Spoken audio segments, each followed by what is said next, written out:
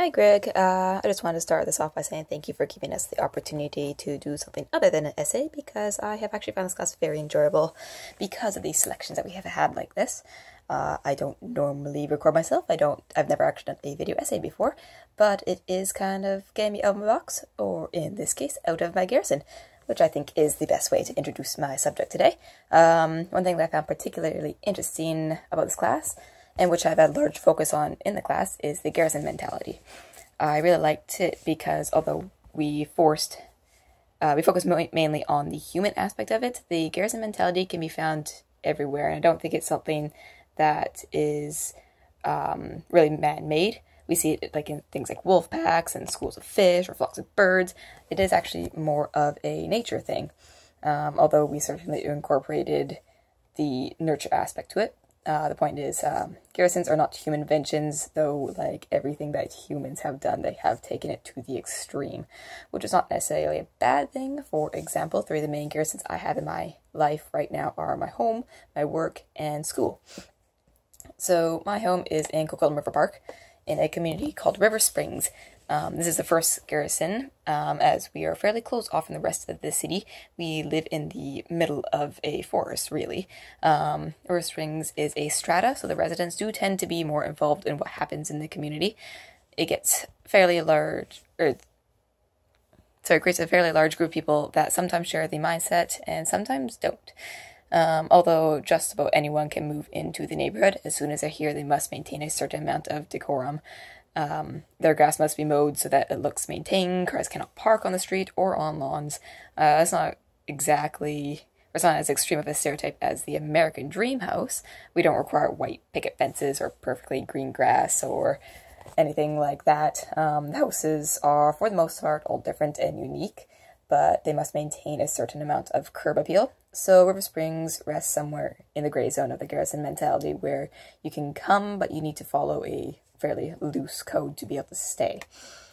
River Springs, we also have a recreation center, and this area is normally closed off to outsiders unless they have a friend or family that lives in the neighborhood. The street that leads into the rec center has a large pair of white iron gates that are closed off and locked at night.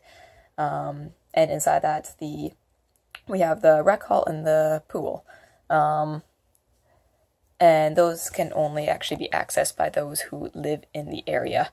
What I find most interesting is that we also have two separate entrances to the public trails, one of which is also locked at night. So we have this private space which has a feeling of safety and civilization, things like that, but just beyond it is the public area. But I personally had this feeling that because we have this private entrance to the public area, that the public areas kind of belong to us, at least in the area around where we live. So those that live in River Springs, like, we almost own this area.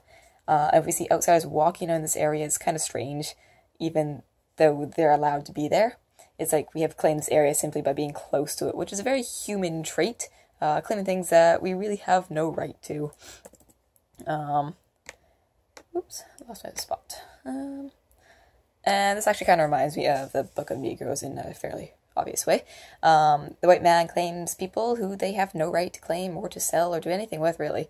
They do it because they can, I suppose. I'm getting a little away from the Garrison Mentality now, but we do see it just in the two sides of humanity. The white men stick together, the black men stick together. They form their own garrisons in their mind and in their current location or wherever they can, really, and always with the people that they are with. The white men garrison themselves in the widespread belief that what they are doing is perfectly fine, because if none of them acknowledge that it's wrong, then they're not forced to leave that state of mind, and that state of mind is their garrison to kind of protect them from the ethics and, well, lack of ethics of what they're doing. So the next garrison I have is work. I spent an average of about 75% of my week at work, if not more. I am there 5 days a week to actually work, and then I normally actually go in on my days off. I am kind of a workaholic in that way. I'm the manager of a toy and game store, and we host game nights 3 times a week, so I generally go in on those days to participate in the games. I'm currently going into my 3rd week in a row, going in every single day of the week. So there's no hiding the fact that the actual workspace is a physical garrison for me. However, the people there, whether co-workers or fellow gamers, they are what make it a community garrison, which transcends the physical garrison. The store is a public place that anyone can stop by. Of course, it is a store. And during the game days, we welcome people in. We're always open to new players. We make a lot of effort to bring new players in. However, there is still that feeling of a closed community, and I know it from actually being an outsider a few years ago. Although we invited people to come play with us, the friendliness between everyone that's already there is fairly intimidating to outsiders. So strangers, although they might show an interest in attending our events, they don't really want to join a group that's already been established. Because they fear that they might still be an outsider even after they've been let in. So it's a kind of unintentional garrison that we have created and we are really trying to break, but it's actually in our own friendliness that we have created this garrison. And we actually see this a lot in Bear and Away from Her. So Fiona forms a bond with the member in the care home within 30 days that Grant cannot see her, although she seems willing to let Grant into the room and to be friendly with him. He doesn't feel included because he doesn't know the people that she has become friends with. He steps back and allows her to kind of interact with Aubrey without disruption, therefore solidifying her garrison at Meadow Lake, and closing him off even more from it, despite that there being a physical door that he can actually go through to visit her.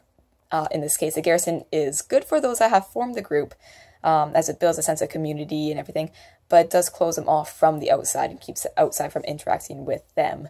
And it does kind of force outsiders to look for other garrisons or other ways to kind of have social lives. So the final garrison is at school, and this is actually my weakest one because I spent my least amount of time there. And actually the other day when I was leaving for my very last full class at Kwantlen, I looked over at the pond on campus and the grass and the weeds and the water that had grown to twice the size, maybe even 3 times the size they used to be from when I first started at the campus. And it kind of registered it before, but seeing it this time, it kind of made me realize that being in this garrison, coming to school only 2 to 3 days a week, sometimes 4 days a week, earlier in my time at Kwantlen, has maybe kind of blind to these changes. I've gotten so used to everything changing little by little over a long period of time that I look back at my first day, then at my last day, and the differences are vast. But what I've noticed in that time is actually very minimal. It's kind of like Stockholm Syndrome or the tail of the frog in the pot. Like, you heat the water slowly, the frog will boil to death without even noticing. If you put him in a boiling pot, he will jump right back out. And this reminds me a lot of Room. Ma is in a situation where things are changing over many years. She's getting used to them to the point that she no longer seems to notice or even really care. Jack is even more like this, as he doesn't even know about the changes, even if they're on his own body. He's used to this garrison and doesn't even know what he's blind to everything else. When he leaves the room, he's a frog dumped in the boiling water, and he wants to leave. He wants to go back to the room because the changes are too sudden for him. So it's a bit of an odd garrison. It's kind of a physical one and a mental one because you kind of need to break yourself out of the garrison that you have formed in your mind over so many years of being in the same place and thinking that there is no other way to change or leave, or there is even a difference. And yeah, it's a rather odd one. I think it almost combines like the physical garrison of our community along with the kind of mental garrison of our game group, which is I'd never noticed before. It's pretty interesting. So yeah, those are my 3 main garrisons. I think a lot of people can actually agree with them.